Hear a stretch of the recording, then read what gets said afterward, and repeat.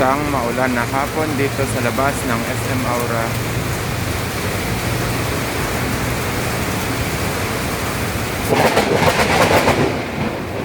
Lakas ng kidlat.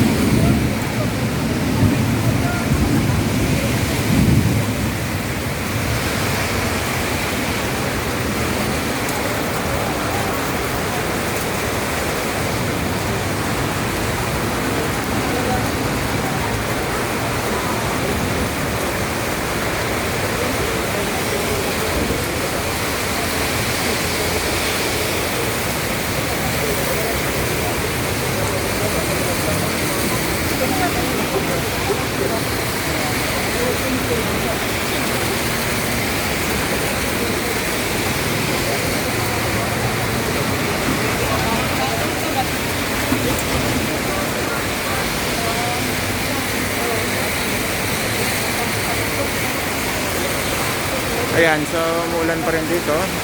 At nandito ako ngayon sa labas ng